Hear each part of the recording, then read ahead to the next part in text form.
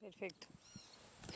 Bueno, muy buenas tardes, don Rodrigo. Gracias por acompañarnos a nosotras hoy acá, por aceptar esta entrevista, aprovechando también su jubilación reciente, ¿verdad? Y también que terminamos esta primera fase de los talleres con los profesores sobre los módulos pedagógicos. Y usted que ha sido una persona tan colaboradora con nosotros desde la Dirección Regional Sula, usted y don Alejandro, ¿verdad?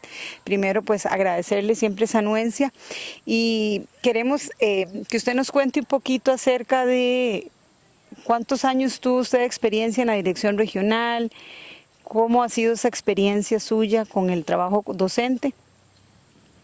Bueno, buenas tardes. Es un gusto y un placer para mí en esta oportunidad que me brindan. Y muchas gracias. Más que todo agradecerle a Dios, a Simón, por darnos este espacio y poder estar acá y conversar sobre este tema tan importante para nosotros como es la educación indígena. Entonces sí, como docente tengo experiencia de 32 años, 20 años en aula, casi como 12 años, entre 10 a 12 años en la dirección regional, ¿verdad? Primero como equipo técnico, porque aquel momento que en el 2012 que luchamos por la creación de Dirección Regional Sur, no había asesores, entonces tuvimos que como conformar un equipo técnico por diferentes compañeros. En aquel momento estuvo doña Ana Rebeca, don Guillermo, mi persona, don Dino Ala, 4 personas que conformamos ese equipo para hacer un estudio, precisamente una investigación del tipo de educación o el tipo de modelo educativo o el modelo pedagógico que queríamos que fuera propio para la dirección regional y no trabajar con lo que ya el MEP tenía, sino algo más contextualizado. Eso se logró con la cartilla del modelo. Posteriormente se logró el nombramiento mío como jefe pedagógico en el 2016, fueron como 8 años más o menos de experiencia ahí. Y muy interesante la experiencia en aula y después como asesor con el equipo de compañeros asesores en los temas de talleres, de capacitaciones, acompañamiento a los docentes en el aula, en las visitas. Creo que es muy enriquecedor ha sido toda esa parte. Nos ayuda mucho a apoyar a los docentes desde la realidad, desde el contexto nuestro, con nuestros asesores, con el equipo, con los supervisores, con el directora regional antes, director regional ahora. Todo el equipo pues hemos hecho un buen trabajo, creo, y hemos ido luchando por la mejora de esta calidad educativa nuestra en la región. Don Rodrigo, y en relación al tema de la educación intercultural, ¿cuáles cree usted que han sido los avances en esa materia y qué tareas quedan pendientes aún? Bueno, ese es un tema complejo, un tema bastante delicado también de abordar, porque siempre lo he dicho, desde que el país no se considera diverso y solo consideramos a cierta población, no vamos a hacer mucha diferencia, mucho trabajo, no vamos a lograr mucho. El país tiene que tener ese concepto claro que somos en un estado plurinacional, diverso, multiétnico, multicultural. Entonces podemos entender qué es la educación intercultural, qué es ubicarse en el lugar del otro, cuáles son las poblaciones minorías. Porque ahorita en el país el MEP lo que trabaja en la política del MEP es muy por encima, es un barniz de lo que se quiere hacer, de educación intercultural. Son algunas acciones que se hacen, pero no se toca la parte principal que a nosotros nos interesa. ¿Y qué es la parte principal? Tener un currículo bilingüe intercultural. Mientras que seguimos trabajando con un currículo nacional homogéneo y tenemos una población diversa y hablamos de interculturalidad. Entonces como que no hay coherencia entre el discurso y lo que vivimos, ¿verdad? Entonces es una de las situaciones que siempre he criticado desde diferentes espacios. Entonces hay que entender esa dinámica y trabajar desde ahí. Primero, hacer ese estudio, esa investigación, ese análisis del currículo nuestro, esa contextualización, esa pertinencia nuestra.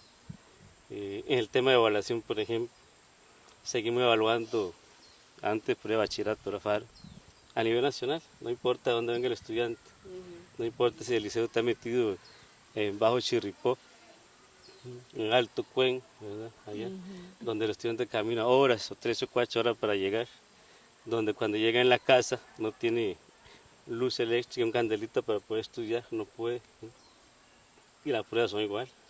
Entonces esto es algo discriminatorio, ¿no? Entonces, ¿a dónde está lo que queremos lograr? O sea, al fondo no llegamos a lo que queremos trabajar en ese tema. Y otro aspecto importante es que las universidades, en una oportunidad lo mencionó y lo quisimos trabajar y expuse en la Universidad Nacional. Entre 2010 y 2012 saqué un posgrado, una especialización en educación intercultural en Bolivia y planteé una propuesta para que en las universidades se diera una carrera al menos de diplomado o bachillerato, ¿no?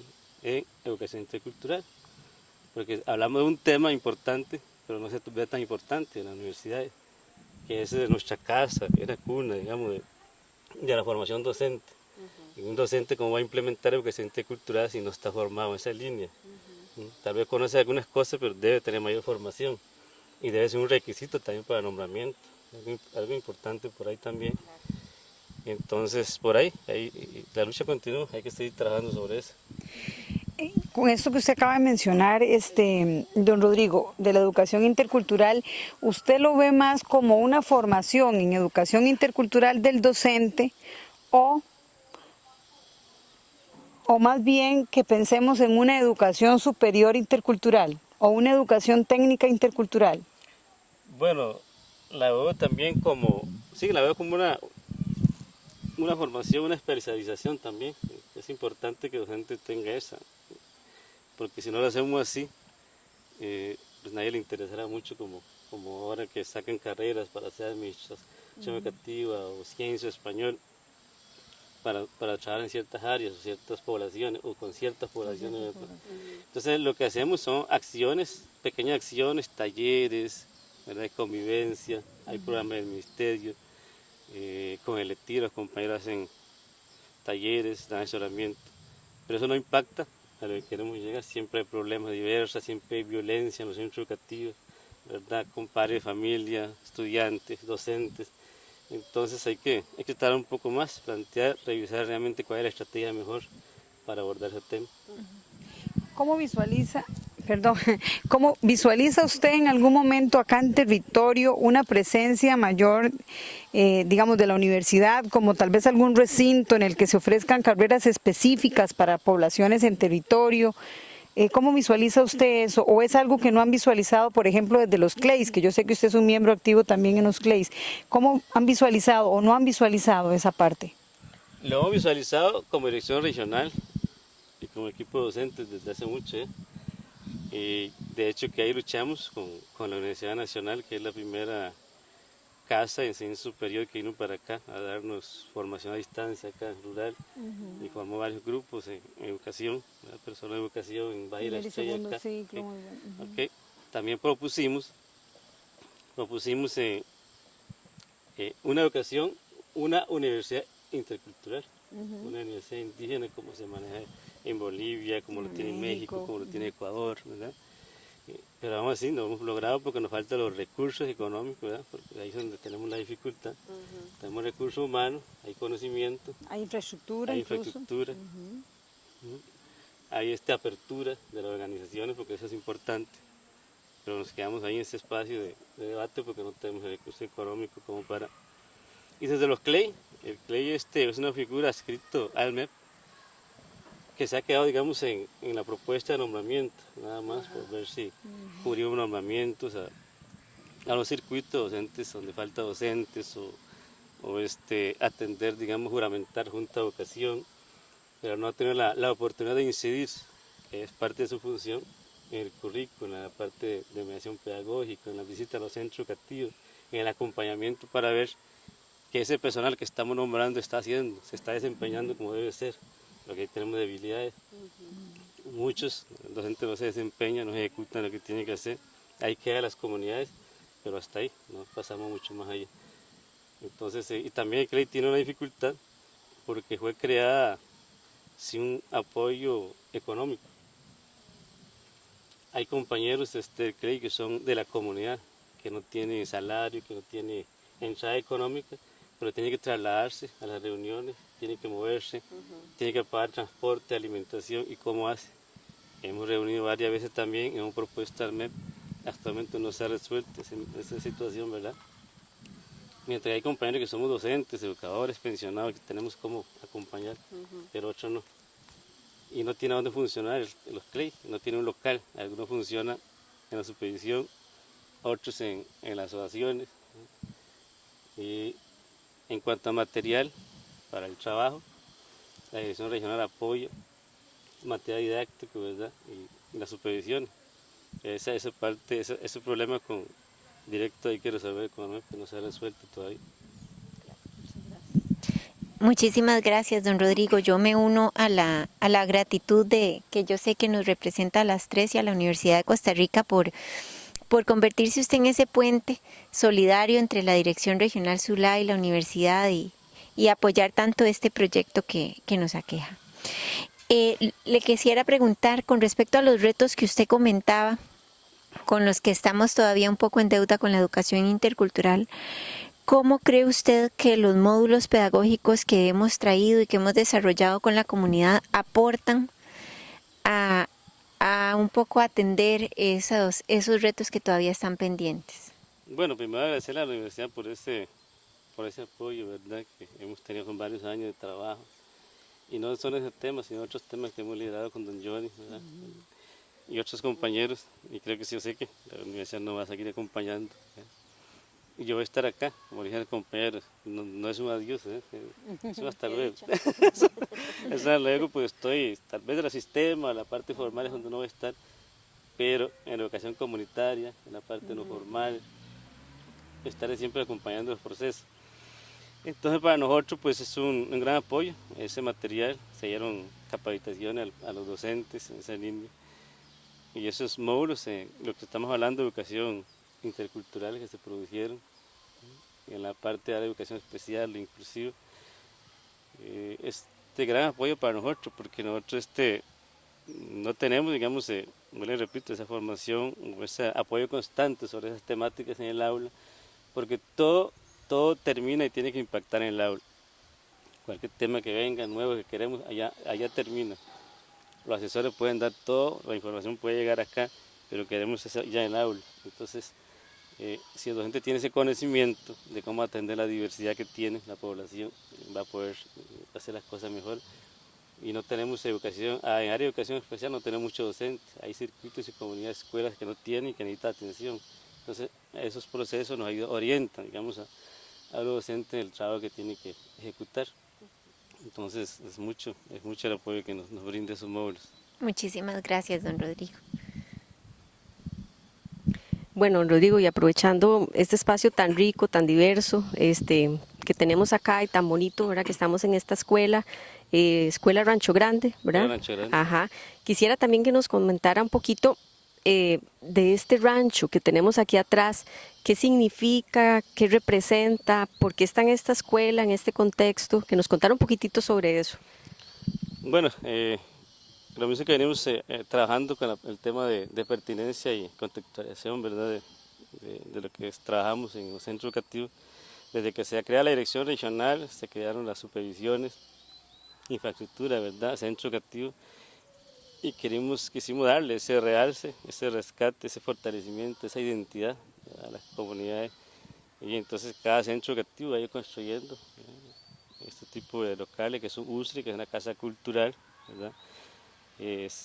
Se asemeja porque la casa cultural o el USRI es hasta abajo, ¿verdad? Esto un poquito modifica porque tiene otro uso, ¿verdad? Como pedagógico.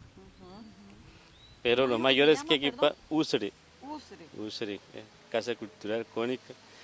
Entonces esto representa pues conocimiento, sabiduría, ¿no? Aquí es donde los mayores se sienten bien a conversar, ¿verdad? En su ambiente, como decimos, no allá que tan caliente y todo esto, estas aulas. Entonces acá es donde esto representa para nosotros nuestra cosmovisión, ¿verdad? Ese conocimiento cultural que día a día hay que fortalecer. Muchísimas gracias. Y tal vez si nos comentara, aprovechándonos de su tiempo un poquito, ¿está alguna historia que usted atesore de sus antepasados, que usted tal vez recuerde, que atesore en su corazón y que quisiera compartirnos? Bueno, los abuelos, los tachis, como decían los hermanos Cabecas, siempre cuenta historia en la mañana, en las tardes, no se cuenta a qué momento, depende del tipo de historia o los valores que se quiere transmitir. Entonces se cuenta en la noche, se cuenta en la madrugada, etcétera. Entonces hay mucha historia, ¿verdad? Que son reales. En algún momento mucha gente dice que son creencias, son mitos, ¿no? Son reales porque lo vivieron, los mayores lo vieron, ¿no? Bien. Por ejemplo, el incesto, la historia que nos cuenta los valores, el respeto a la familia, ¿no? De por qué yo tengo que respetar a mi primo, mi prima, mi hermana, todo esto, ¿eh? De que si yo sí sé que voy a juntarme, casarme, voy a hacerlo con otro clan, y por eso sí tengo que tener claro cuál es mi clan. Si mi clan es Muria, tengo que saber con qué puedo emparentarme, no es con cualquier clan. Y en el momento que en esa historia cuenta se perdió eso, se juntaron entre familias. Entonces bajó la culebra, una culebra grande, atacó a la pareja, se llevó los órganos genitales para allá, a los 3 días apareció. Ellos fallecieron, murieron. Entonces eso ocurrió, entonces de ahí quedó esa historia que nos enseña el respeto, ¿no? Ese gran respeto que tenemos que tener a la familia. La historia del Dinmo, constantemente, el tigre de agua constantemente lo vimos acá, cada vez que truena, llueve, los ríos crecen. ¿No? Nos está avisando que tenemos que estar en la casa, resguardados, protegidos, no tenemos que salir a cruzar ríos, ¿eh? Porque el tigre de agua anda ahí, entonces nos tenemos que quedar en casa. Pero siempre hay algunos que son mal portados, como dicen, entonces pasan, quieren cruzar o van por allá y no quieren hacer caso, entonces ya se ahogó, ya lo llevó el tigre de agua, ya. Y todo eso está, esa es una historia viva que constantemente estamos ahí y que tenemos que transmitir también a nuestros hijos, a nuestra familia, a la nueva generación que viene. Entonces son muchas y aquí nos sentamos ahí, y vamos a durar como una semana, un año contando historias, narrando. Bueno, agradecerle, don Rodrigo, por este ratito que nos compartió, pero por todos los aprendizajes que usted siempre nos brinda, por su calidez, a usted, a doña Elizabeth, la asesora que está por allá, detrás de cámaras, correcto, y por todo lo que nos enseña siempre y cómo ha creído también en el proyecto, porque como usted bien lo decía, las cosas se hacen porque, bueno, tiene que haber una preparación, pero también tiene que haber un apoyo, una confianza. Entonces, gracias por su confianza también. Estábamos aquí, que nos gustaría, don Rodrigo, si usted nos puede decir algunas palabras en bribri o si sabe algún poema, un pedacito de una canción, algo que nos quiera compartir en bribri o alguna historia. Yo creo que ya la lluvia nos quiere sacar un poquito, pero bueno. No, primero agradecerle, como dije al principio, a la universidad por este espacio, ¿verdad? Que nos brinda para darnos o expresar lo que sucede, lo que pasa, lo que acontece y sobre qué cosas tenemos que seguir trabajando para darnos a conocer un poquito en el contexto nacional, porque a veces seguimos minimizados, a veces allá, Talamanca Largo, dirección regional. Acá hay otro reto interesante que no comentamos tal vez al inicio, que es Alto Telir, que es cómo llegar al Totelí de 4 días, 5 días de camino, ¿verdad? Cómo llegan los docentes, qué riesgo, cómo atender esta población, etcétera. Entonces, yo siempre he dicho que el Totelí pareciera ser la otra Costa Rica. ¿Por qué? Porque se habla cosas, pero si usted ve que el Totelí sale en televisión, en la noticia, en La Nación, decía el amigo Chávez, solo sacando las cosas negativas del Totelí. Drogas, marihuana, etcétera, lo que aparece ahí, pero no sale noticia de cómo apoyamos a Tutelir y a los estudiantes, porque la población trabaja en eso. Tienen fuente de ingreso, hay empleo, hay educación, hay seguridad, hay alimentación, hay fuente de producción, etcétera. Entonces es un reto enorme ahí, que hay que que hay que seguir trabajando, hay que seguir viendo con las organizaciones y con la institución a ver cómo se puede ir resolviendo. Bueno, en cuanto a si conozco, sí, claro, muchas palabras en bribri, por ejemplo, saludar, Isachkene, ¿cómo están? Cuando estamos varios, ¿cómo están? Buen día, buenas tardes, ajá. Y como estoy yo solo, ahorita con Caro, Isbechkene, es solo para una persona. Ajá. Isachkene es para ya el grupo, hay que saludar. En la mañana, Mishka Knebruk, vamos a trabajar. Ya ustedes salieron temprano a trabajar. Arene, ya volvieron del trabajo. Aistrine, llegaron cansados, pero están contentos del trabajo, ¿no? Entonces, hay mucho que trabajar en eso, muchas frases, hay muchas cosas que podemos conversar también. Poema tal vez no soy ahí como que muy poético, ¿verdad? Pero tal vez alguna cancioncita por ahí que me acuerde cuando estaba en la escuela, cuando estaba con estudiantes. Entonces, por ejemplo, está el de Ratiti. Como quiere invitar a doña Elizabeth que cante con usted. Ay, sí, venga. Aquí hay otro micrófono, doña Elizabeth, venga. Un pedacito, a ver, y dice así. Ratiti, ratiti, mishkaye questo. Ratiti, ratiti, mishkaye questo. Mishkatok, mishkainuk, mishkasangu brown. Mishkatok, mishkainuk, mishkasangu brown. Jetsena, jetsena, vaje questo. Jetsena, jetsena, vaje questo. Jemi noki, jemi kroki, jemi je questo. Jemi noki, jemi kroki, jemi je questo. Ratiti, ratiti, mishkaye questo. Ratiti, ratiti, mishkaye questo. Así es, canto para los niños. Vamos contentos, vamos a la escuela, vamos a aprender, vamos a estudiar. Eso es lo que dice la Hermoso, don Rodrigo, muchísimas gracias. Reafirmar el agradecimiento, don Rodrigo, y extenderle nuestra mano para futuros proyectos también.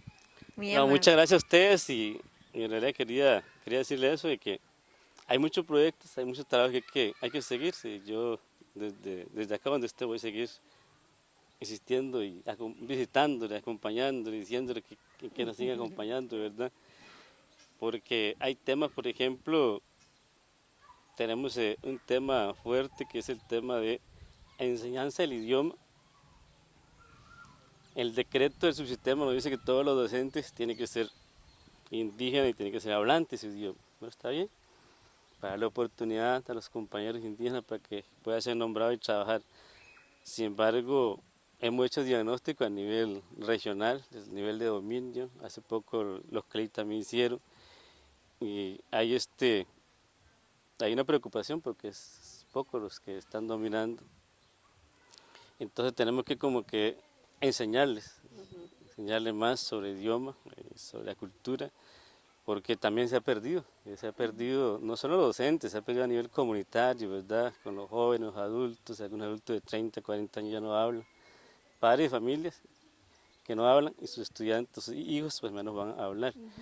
Entonces, si yo pierdo algunos elementos importantes de mi cultura, pierdo mi identidad, mis costumbres, mis tradiciones.